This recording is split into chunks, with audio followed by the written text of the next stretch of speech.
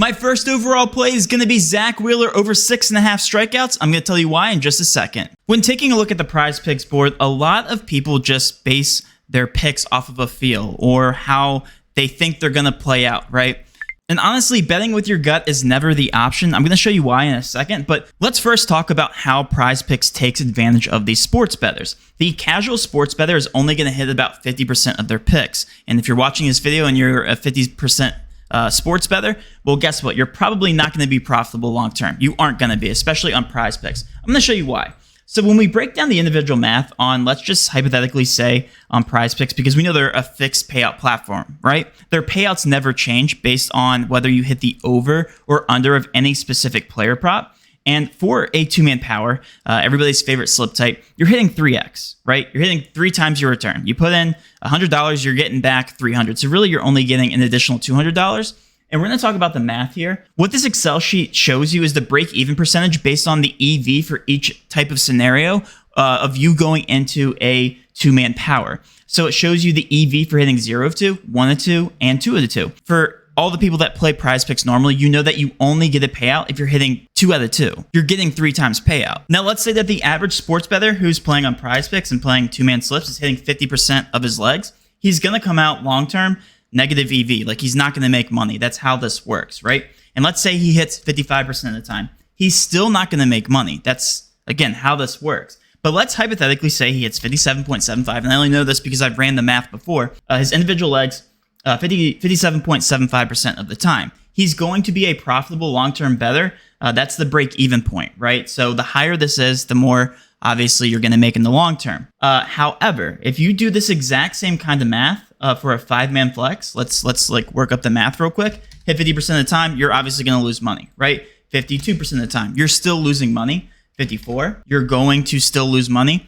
What about 54.26%, right? The ROI is then positive. You're breaking even if you're hitting at an individual leg hit rate of 54.26% or higher. Comparing that to a two-man power, you're literally giving yourself more of an edge. You're giving yourself more of a buffer of about 3%, a little bit over 3%, right? 54.26% is completely different from 57.75%. Don't listen to these cappers who tell you that they're hitting 60% hit rate or they're hitting 80% of their picks, because they're not. Like, if they're using plus EV betting and they're taking advantage of the promos, that's still an outside shot. The average sports bettor, again, is hitting closer to 50% of their picks. Somebody who knows what they're doing, I'd like to say that I'm one of those people. We're hitting at close to a 60% rate. We're hitting over 55% of our plays, 55 to 60%. And that's really the mindset that you should have by making this a long-term investment and actually beating PrizePicks. And as you can see here, Zach Wheeler just got bumped from 6.5 to 7 because he was a profitable long-term play. Before I refresh this optimizer, I'll show you why he's profitable. He was set to 6.5, obviously got bumped. Minus 141 implied odds across the board, according to Pinnacle, according to FanDuel, according to DraftKings. Keep in mind that all of these sports books are setting their lines independently, and even when they're setting them independently, they agree on the price tag at a 6.5 projection. They're saying that, hey, if you place this bet on our sports book, you're going to get penalized. Minus 141 juice, like you're getting $60 to $70 if you're putting in $100 for him to hit the over 6.5 on the sports books. On PrizePicks, if you were to place that same exact over 6.5, you're getting his odds if you place him in a 5 flex at minus 118 implied odds. Okay, so minus 118.6 implied odds. Compare that to what he was offered on the sports books at minus 141. You're trusting the market. You're trusting millions and millions of dollars going into these line setting, and you're trusting the market is long-term profitable off their sports bettors, which they wouldn't exist if they weren't. And you're trusting their projections, right? You're not taking any recency bias into this whatsoever. I have no idea how well Zach Wheeler is performing this year, and I don't care because the market knows better than 99.999% of sports bettors, because there's a ton of things that go into data. There's market projections, there's updated news, there's models. All these things are being shaped. And then on top of that, these sharp sports bettors are hammering lines one way or the other. So you're seeing the after effect of all this data going into these lines and affecting this price tag. So now it looks like Zach Wheeler has been removed off the board and he's no longer a profitable play. And there's really nothing to look at here in terms of the new optimizer board. And that's okay, because there's another way to look for profitable sports bets, and that's through our DFS middling tool. Really, to utilize this tool, you need to have access to both apps that you're middling between. So let's actually take a look at these market projections and how to visualize the data and where there's discrepancies in the market. I love talking about this stuff, again, partly because I'm very nerdy, but also because it's very exciting to see the market adjust and see what you can find. I find hidden gems all the time within this data. So one that I just found, and again, I'm actually going to talk about this play-by-play. Bryce Elder set to 4.5 on PrizePicks, but on SportsBattle. By the way, if you haven't signed up for SportsBattle, enter code using DGF for 100% match up to $100. SportsBattle is set to 4, and the entire market is setting this line to 4.5. Different price tags, obviously underneath, but SportsBattle falling behind the wheel here, minus 122 odds. I would hit the over on SportsBattle. Okay, so that's how you would read this. I would not hit the under on PrizePicks just because the market generally agrees, and that looks like that's the sharper projection. I would more so hit the soft line on SportsBattle. Now, there's nothing wrong with middling between PrizePicks and SportsBattle. Just make sure you get that SportsBattle slip off. All right, and then Graham Ashcraft here set to under 4.5 across the board, and the only app that has the over on the 4 is going to be Jock Market, set to minus 119 implied odds, and that's in a 5-man flex play on that platform. Again, if you haven't signed up for any one of these apps, code DGF gives you 100% match up to $100. Regardless, this is very mispriced on Jock Market. You can also get these odds at minus 122 in a 3-man power, but minus 119 in a 5-man flex. I would hit the over on Jock Market, hit the under at 4.5 here on PrizePicks because you're looking for that middling opportunity, right? You're looking for that person looking for this for Graham Ashcraft to land on 4 because you would hit the under on PrizePicks. You would push on Jock Market. I know it's not considered a win, but you're not losing money, right? You're only earning money there, and you're making money by hitting the under on 4.5 on PrizePicks. So anyway, that's how you observe this market. I'm still not really confident in hitting these 2 plays on just PrizePicks because this is the middling tool, but I am confident in the next play. Let's actually talk about electronic here, a CSGO play. So I believe that Hot Streak has pretty juiced implied odds, like minus 137, similar to PrizePicks.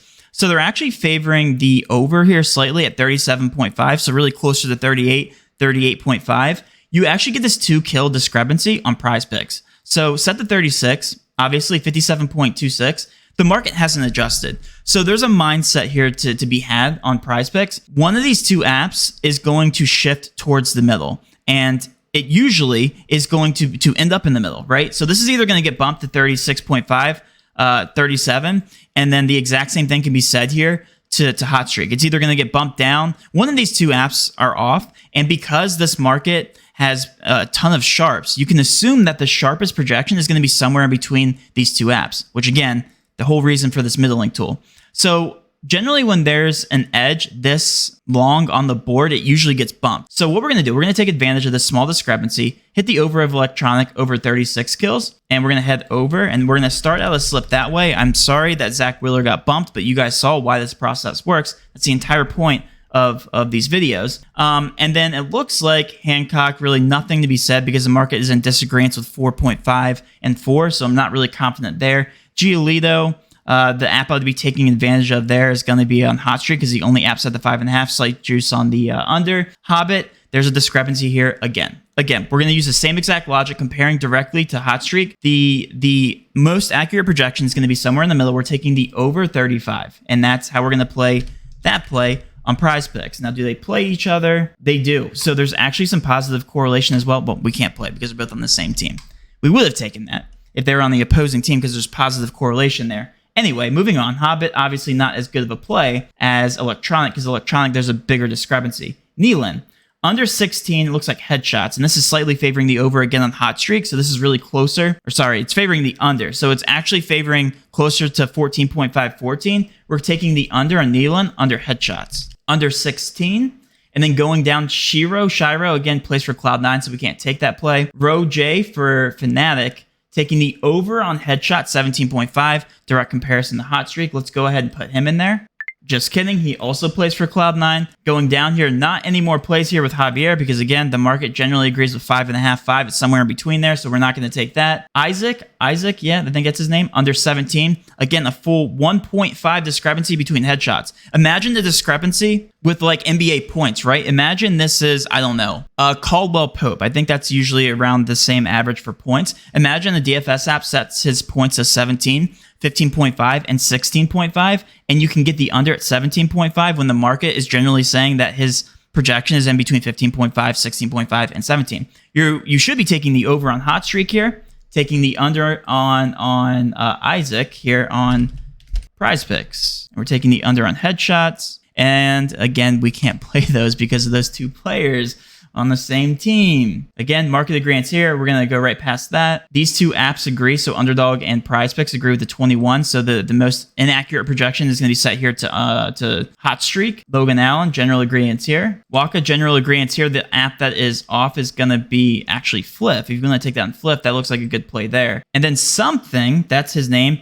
plays for Paper Rex, whatever that means. Market set to 36, 36.5. So obviously PrizePicks is the most off there. We're going to look at Something and take the over, and this is in Valorant, take the over and 35 kills. We can't take another Gamer Legion person. Quesarado, huge discrepancy here, 1.5 between SportsBattle. Again, SportsBattle has really mispriced lines, it seems, hitting the over at 33, the under at 34.5.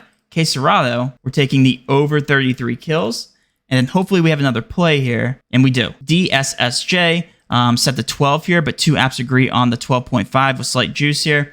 We're going to be taking the over on DSSJ, over Headshots. And that is how you guys observe the market. Now, I will keep going back in between these two tools because at the end of the day, I'm constantly observing the market, seeing where there's discrepancies, and then taking advantage. That is how you play the board right now. There's no other profitable bets on the DFS optimizer, but a lot of them on the DFS middling tool. Guys, hopefully this was an enjoyable video. Hopefully you learned something. If you did, please do hit that subscribe button, notification bell, and of course, smash that like button for all of our future MLB, CSGO, Valorant content. With all that being said, have a great rest of your day, and let's cash.